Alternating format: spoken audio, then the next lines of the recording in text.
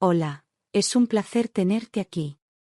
Antes de comenzar, suscríbete al canal y dale like al vídeo.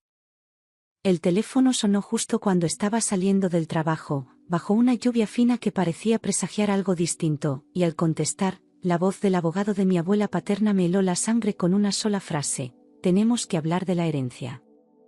No sabía qué esperar, porque hacía años que apenas teníamos contacto, pero al día siguiente, sentada frente a él en una notaría del centro de Madrid, escuché lo impensable: me había dejado una casa antigua y elegante en el corazón de la ciudad, un terreno rural en Toledo y una suma importante en el banco. Todo estaba a mi nombre, sin condiciones, sin cláusulas ocultas. Apenas podía creerlo, mientras mis dedos temblaban sobre el sobre que contenía los documentos oficiales. Esa misma tarde, caminé por las calles sin rumbo, repitiéndome una y otra vez que mi vida acababa de cambiar, aunque todavía no sabía cuánto. Durante años, Javier y yo habíamos soñado con salir del ciclo eterno de facturas atrasadas, trabajos precarios y noches sin dormir por culpa de la incertidumbre. Aquella herencia caía como un milagro largamente esperado, una puerta abierta a la estabilidad que siempre nos fue esquiva.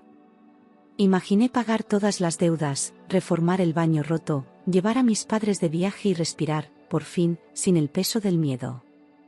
Me sentía bendecida y lista para compartir aquella alegría con el hombre que había estado a mi lado durante una década.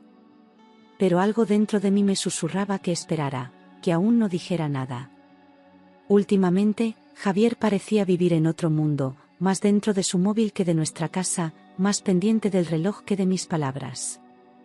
Las cenas eran silenciosas, los besos escasos y los abrazos ausentes, como si ya no supiera dónde poner sus manos cuando me tocaba.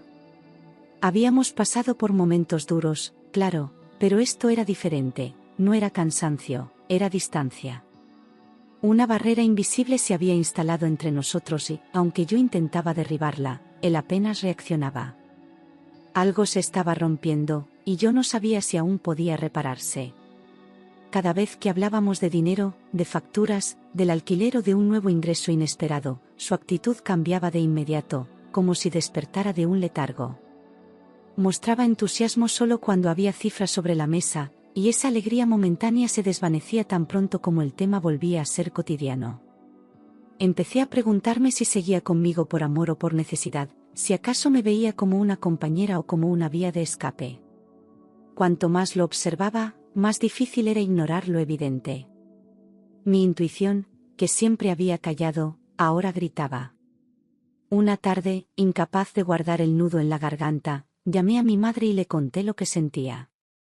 Ella escuchó en silencio, con esa sabiduría serena que solo dan los años, y cuando terminé, me dijo algo que me atravesó como un rayo: si el amor de un hombre depende de tu bolsillo, no es amor, hija mía. Me quedé muda, sintiendo cómo esas palabras calaban hondo, removiendo todo lo que no quería ver. Ella no necesitaba conocer los detalles para entender lo esencial. A veces, las verdades más duras son las que más necesitamos oír. Esa misma noche, mientras lo miraba dormir, una idea temeraria se apoderó de mí: ¿y si lo ponía a prueba? ¿Y si fingía que en vez de recibir una fortuna, había perdido todo? Solo así sabría si estaba a mi lado por mí o por conveniencia, si su amor resistía cuando las cosas se torcían. La tentación era fuerte, y por primera vez sentí que tenía el control. No buscaba venganza, solo verdad. Necesitaba saber con quién compartía realmente mi vida. Inventé una historia creíble. Diría que mis padres habían sido víctimas de una estafa inmobiliaria, que lo habían perdido todo y que, sin otra opción, se mudarían a nuestra casa al día siguiente. Imaginé su cara, sus palabras, su reacción, y aunque el corazón me latía con fuerza, decidí seguir adelante. Necesitaba respuestas. Preparé cada detalle mentalmente, como si fuera una escena de teatro donde solo yo conocía el guión. Era ahora o nunca. Durante la cena, mientras él cortaba la carne en silencio, solté la mentira con una voz que me traicionaba por momentos. Le dije que mis padres llegarían mañana con sus maletas, que necesitaban nuestra ayuda y que estarían aquí hasta que pudieran recuperarse. No levantó la vista del plato, ni pronunció palabra al principio. El silencio se alargó como una cuerda tensa entre los dos. Mi respiración era lo único que llenaba la habitación. Javier se quedó quieto, con el tenedor suspendido en el aire y la mandíbula apretada, como si lo hubiera golpeado una noticia que no sabía cómo procesar. No preguntó por qué, ni cómo había sucedido, solo tragó saliva y bajó lentamente la mirada hacia su comida. El aire se volvió más denso, cada segundo más incómodo. Su rostro no mostraba preocupación, sino algo mucho más difícil de esconder, molestia. Era como si le hubieran arruinado un plan secreto. ¿Aquí, en nuestra casa? Eso no es lo que teníamos planeado, murmuró, sin mirarme, como si ya estuviera discutiendo con alguien dentro de su cabeza. Esa frase, tan seca, tan calculada, me cayó como un balde de agua helada. ¿Desde cuándo lo nuestro tenía reglas tan rígidas? ¿Desde cuándo ayudar a mi familia se había vuelto un problema? Me mordí el labio para no llorar, pero algo en mí se quebró en ese momento. Entendí que sus prioridades no eran las mías. Intentó forzar una sonrisa, esa que usaba en las reuniones incómodas, pero sus ojos lo delataban, no había empatía, solo fastidio. Murmuró algo sobre reorganizar el espacio, sobre cómo tendríamos que hacer sacrificios por un tiempo, pero sus palabras eran más un trámite que una muestra de apoyo. Ni una sola vez preguntó cómo estaban mis padres. Yo asentía en silencio, conteniendo el temblor de mis manos. Sentía que aquella cena marcaría un antes y un después. Con voz pausada, casi ensayada, dijo que el piso era demasiado pequeño para 4 personas y que la convivencia podría generar tensiones. Mencionó la falta de privacidad, el único baño, y cómo eso podría afectar nuestra relación. Hablaba como si mis padres fueran una carga incómoda que alguien nos había impuesto. Yo lo miraba intentando reconocer al hombre que una vez prometió estar a mi lado, en lo bueno y en lo malo. Pero ya no quedaba rastro de esa promesa. Tus padres deberían aprender a valerse por sí mismos, soltó con una frialdad que me heló el cuerpo. Lo dijo como quien opina del clima, sin medir el daño ni el desprecio que encerraban esas palabras. Mis padres, los mismos que nos habían apoyado cuando no teníamos nada, ahora eran para él un estorbo. No supe qué responder. Sentí una mezcla de rabia y vergüenza que me apretaba el pecho. Me quedé en silencio, con la mirada fija en el plato, deseando que esa cena terminara pronto para poder esconderme y llorar. Nunca imaginé que Javier, el hombre con el que compartí mi vida durante 10 años, fuera capaz de hablar así de las personas que más me habían dado. Sentí que algo dentro de mí se rompía de forma irreversible. No era solo decepción, era una herida profunda en el alma. Y lo peor era saber que ya no podía confiar en él. Esa noche no pegué ojo, dando vueltas en la cama mientras él dormía a mi lado como si nada hubiera pasado. Me preguntaba si alguna vez me había querido de verdad, o si todo había sido una ilusión alimentada por la costumbre y el miedo a estar sola. Recordé cada gesto frío, cada silencio prolongado, cada mirada esquiva de los últimos meses. Mi mente no dejaba de conectar puntos. Y al amanecer, ya no quedaban dudas. A la mañana siguiente, como si se hubiese quitado una máscara, Javier comenzó a hablar de soluciones prácticas para resolver el problema. Propuso vender su coche y usar ese dinero para alquilar un piso pequeño para mis padres, lejos del nuestro. Todo con una sonrisa forzada, como si estuviera haciendo un gran sacrificio. Pero no lo hacía por ellos, ni por mí, lo hacía por mantener su comodidad intacta. Esa propuesta fue la confirmación que necesitaba.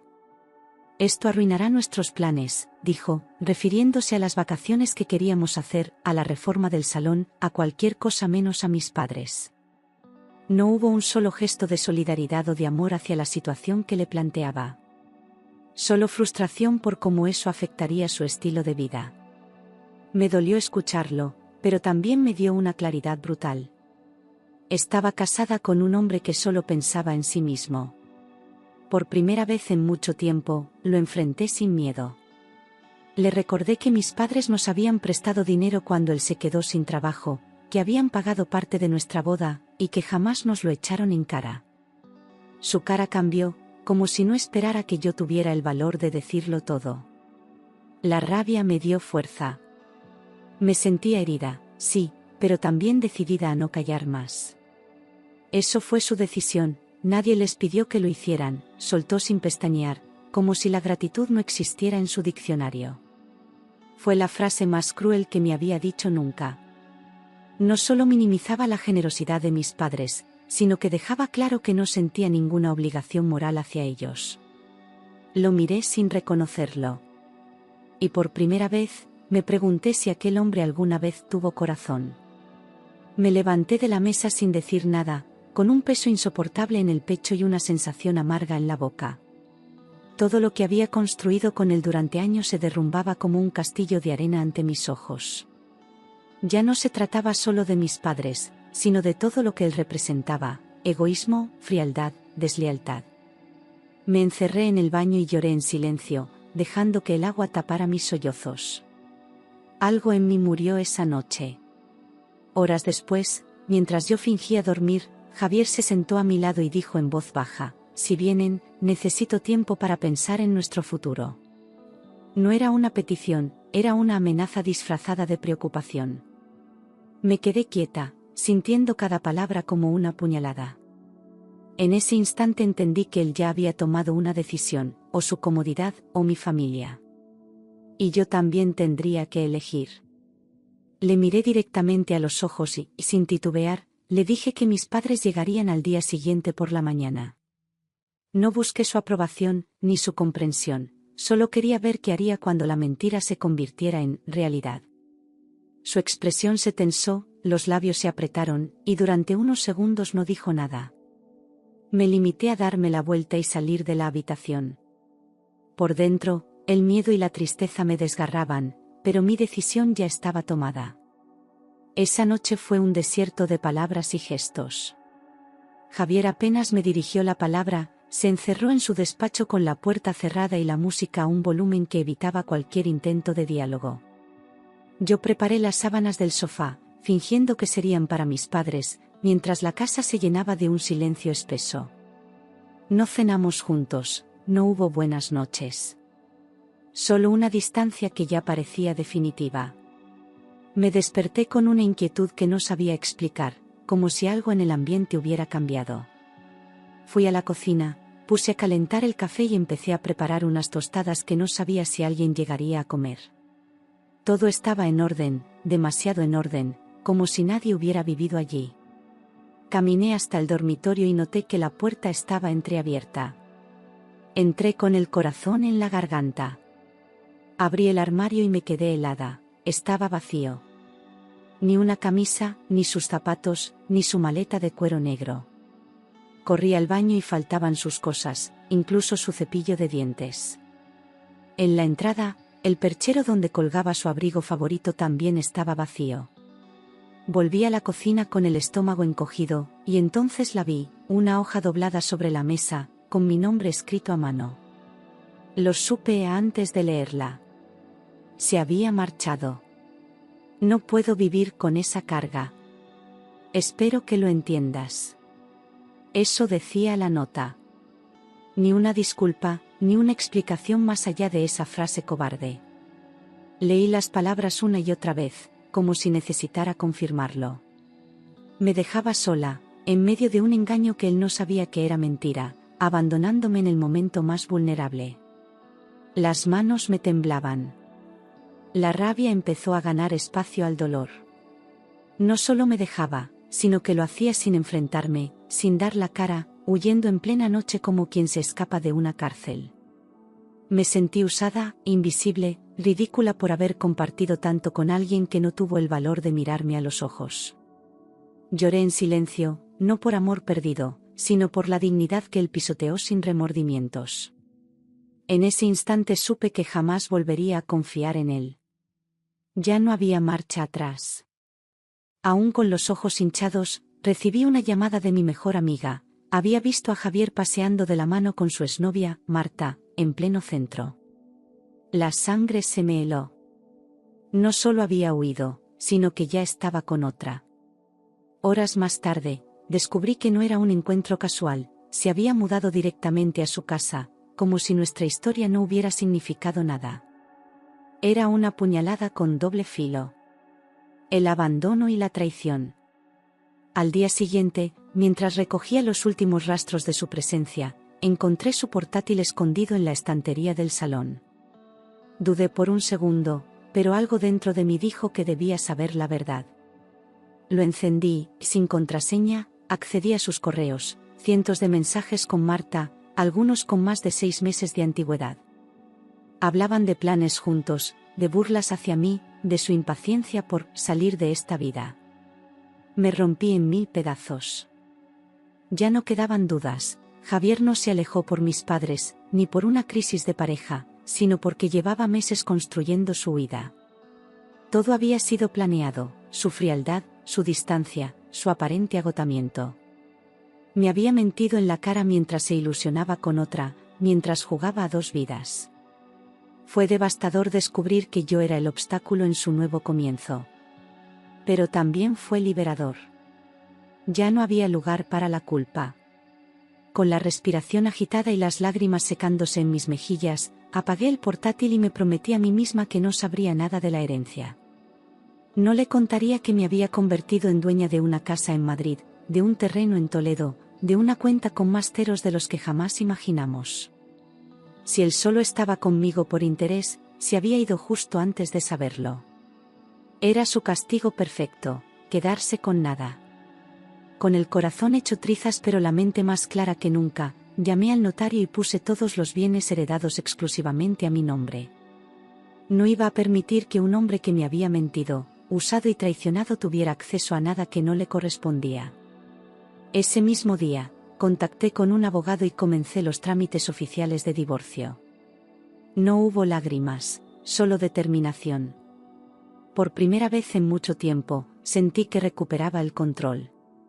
Compré un piso más pequeño, luminoso y tranquilo, donde mis padres y yo podríamos vivir con dignidad y sin depender de nadie. Era modesto, pero era nuestro, y cada rincón hablaba de nuevos comienzos, de heridas que empezaban a cerrar. Mis padres no preguntaron por Javier, sus miradas bastaban para decirlo todo. Me apoyaron en silencio, con esa lealtad que solo da el amor verdadero. No necesitábamos más que estar juntos. Pasaron las semanas y no tuve noticias de él, ni una llamada, ni un mensaje, como si se hubiera evaporado del mundo. Yo tampoco lo busqué, el silencio era el único lenguaje que quería compartir con él. Pero en el fondo, esperaba que algún día intentara volver, no por amor, sino por interés. Porque hombres como él no soportan perder. Y entonces, un día cualquiera, sonó el teléfono. Necesito hablar contigo. Cometí un error. Su voz era una mezcla de urgencia y arrepentimiento, como si esperara que yo cayera rendida con solo escuchar su tono afectado. No respondí. Me limité a colgar y bloquear su número, sin temblar, sin dudar. Él había elegido irse, y ahora debía aprender a vivir con esa elección. No pensaba darle ni una palabra más de mi tiempo. Durante días insistió desde números distintos, con correos, mensajes y hasta cartas que dejaba en el buzón del edificio. Pero ya no sentía ni rabia ni tristeza, solo indiferencia. La persona que un día amé se había convertido en alguien ajeno, irreconocible. Su voz ya no me provocaba nada. Había dolido mucho, pero ahora era solo pasado. Una tarde, apareció en mi puerta con un ramo de flores baratas y unas lágrimas que no convencían a nadie. Me miró como si esperara un abrazo, un perdón, una señal de que aún tenía poder sobre mí. Pero lo único que recibió fue una mirada fría y una puerta cerrándose sin decir palabra. Ya no le debía explicaciones. Me había liberado de su manipulación. Poco después, supe por una conocida en común que Marta lo había echado de casa tras descubrir sus mentiras y deudas. Estaba arruinado, sin trabajo y sin techo, buscando dónde caer de pie. Su mundo perfecto se había derrumbado tan rápido como lo había construido. Era el mismo abismo en el que quiso dejarme a mí. Solo que esta vez, no tenía a nadie que le tendiera la mano. La última vez que intentó hablar conmigo, le abrí la puerta solo para decirle algo que llevaba semanas guardando: no quiero a alguien que huye cuando la vida se complica. Sus ojos se llenaron de rabia, de vergüenza, de todo lo que nunca quiso enfrentar. No respondió. Dio media vuelta sin mirar atrás. Y yo cerré la puerta sabiendo que no volvería a abrirla para él. Mi abogada presentó los documentos del divorcio sin avisarle previamente, para evitar cualquier intento de manipulación. El proceso fue rápido, gracias a las pruebas de abandono y a su falta de respuesta formal. Cuando recibió la notificación, intentó llamarme una vez más, pero ya no había vuelta atrás. Era el fin de una historia que él mismo había destruido. Y esta vez, la justicia estaba de mi lado. Intentó alegar que lo había engañado con lo de mis padres, que todo fue una estrategia para echarle de casa. Pero el juez fue claro, su abandono voluntario y su convivencia con otra mujer invalidaban cualquier reclamo. Se quedó sin argumentos, sin bienes, sin dignidad. Lo vi salir de la sala de audiencias con los hombros caídos, como un niño castigado. Y yo, por fin, respiré en paz. Firmé los papeles del divorcio con una serenidad que nunca imaginé tener. No hubo lágrimas, ni necesidad de mirar atrás, solo la certeza de que aquella firma era mi libertad. Salí del juzgado sin peso en los hombros, como si el pasado finalmente se hubiese disuelto. Lo que empezó como una mentira piadosa acabó revelando una verdad necesaria. Y esa verdad me salvó.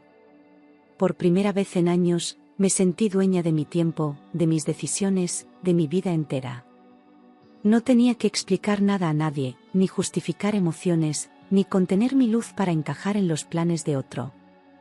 Volví a escuchar mi música favorita, a cocinar lo que me apetecía, a reír sin miedo.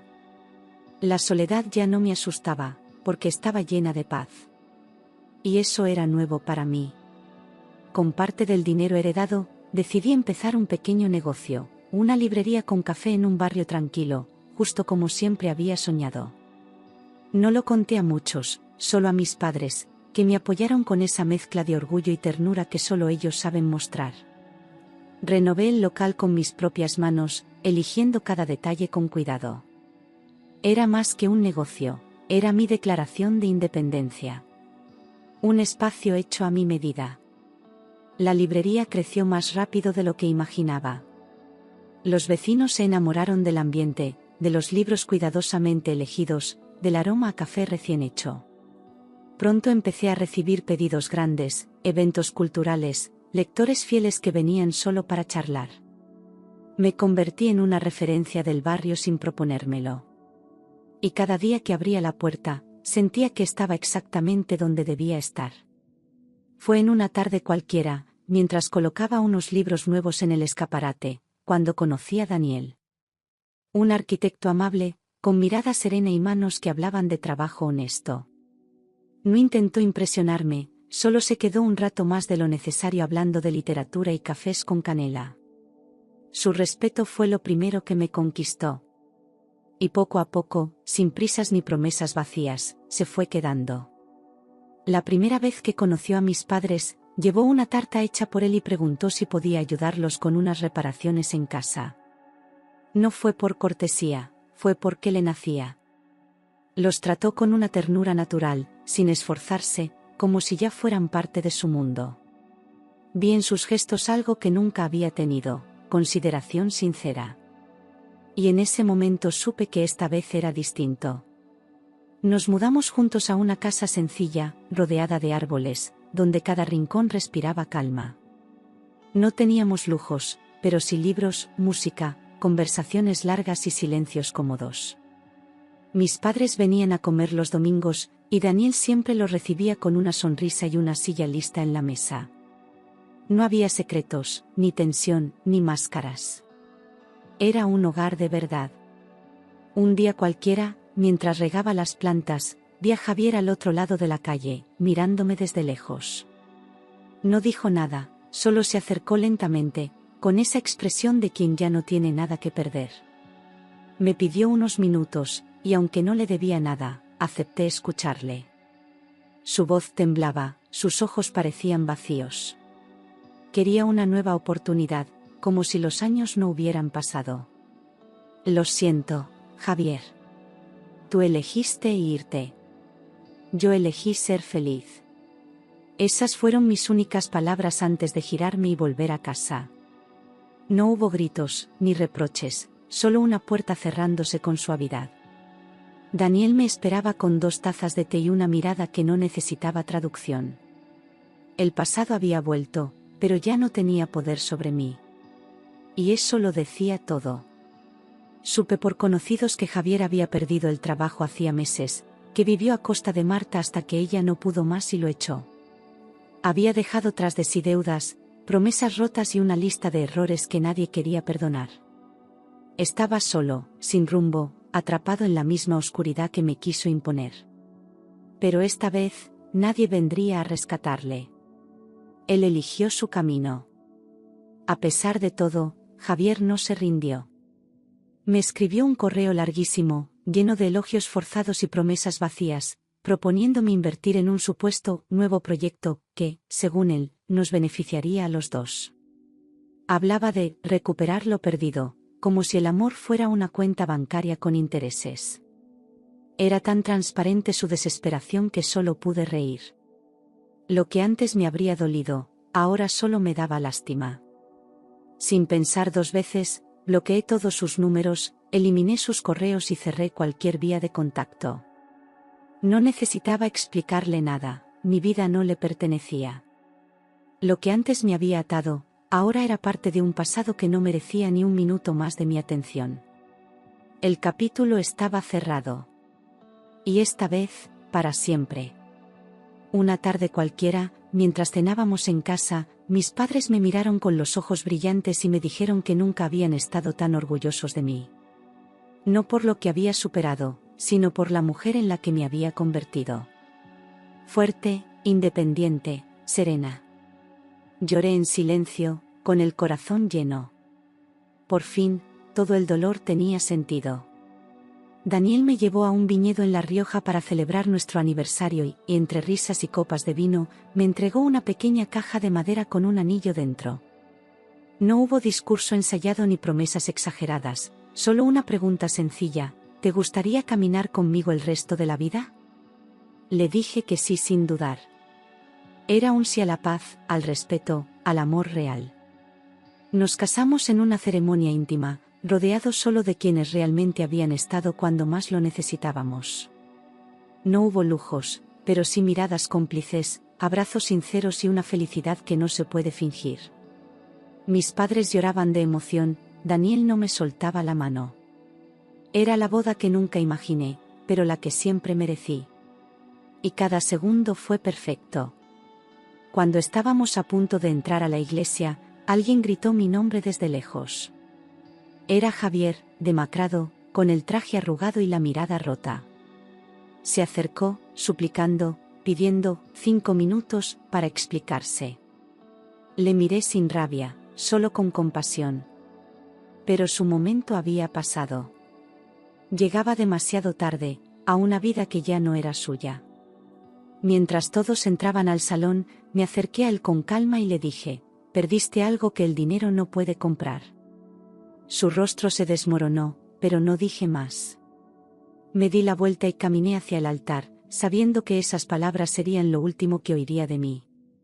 No necesitaba venganza. Solo verdad. Y la verdad ya no dolía. Después de tanto tiempo, sentí que, por fin, mi corazón estaba ligero. No quedaba rastro de rencor, ni tristeza, ni preguntas sin respuesta.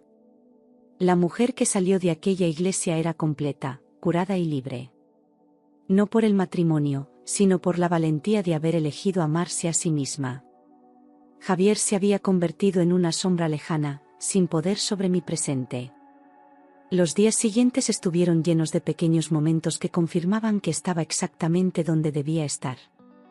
Vivíamos tranquilos, rodeados de afecto, sin máscaras, sin miedo. Mis padres se sentían seguros, Daniel era parte de cada rutina, y yo ya no esperaba tormentas. Nuestra casa no era grande, pero sí sólida. Porque se construyó con amor, no con apariencias. Entendí, con el tiempo, que el amor que desaparece ante la primera adversidad nunca fue amor. Que quien ama, se queda.